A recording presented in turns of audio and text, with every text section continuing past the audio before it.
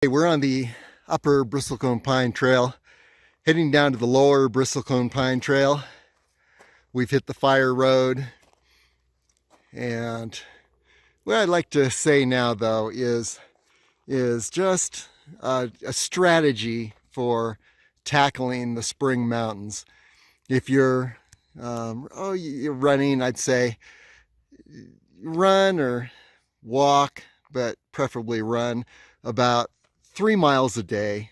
Get up to 3 miles a day. You could do every other day 1 mile.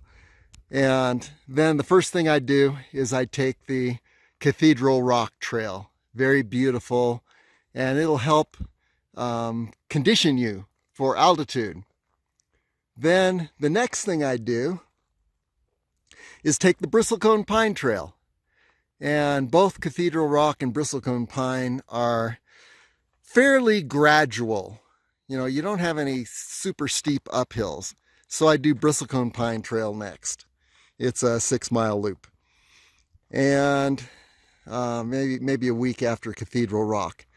Then what I would do, I think you'd be ready to, well, then what I do is I'd go to the North Loop trailhead and do Rain Tree and Fletcher Peak.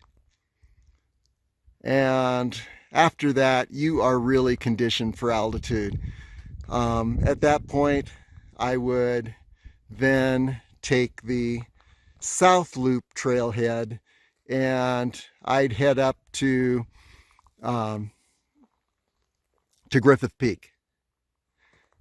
And then after that, you might just be pretty good for doing either Mummy Mountain, maybe take the Trail Canyon trailhead and connect with the North Loop Trail, head up to Mummy Mountain, and then after that you're ready for the Mount Charleston Loop.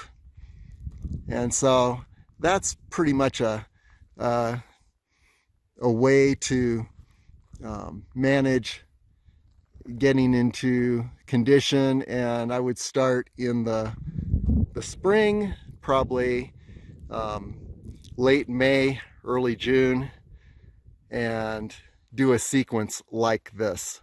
And you might do each of the ones I've mentioned 2 or 3 times, or you could try other trails too.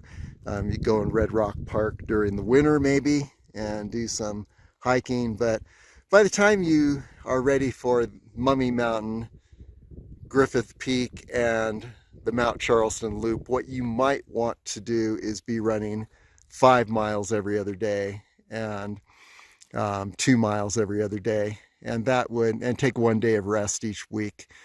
A day of rest right before your mountain adventure, and that could pretty much help you to gradually prepare yourself for these upper altitudes and for having an enjoyable experience, as opposed to being exhausted and having altitude headaches and sickness.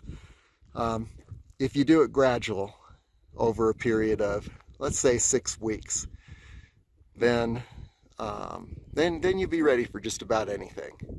So that's my recipe for tackling the spring mountains.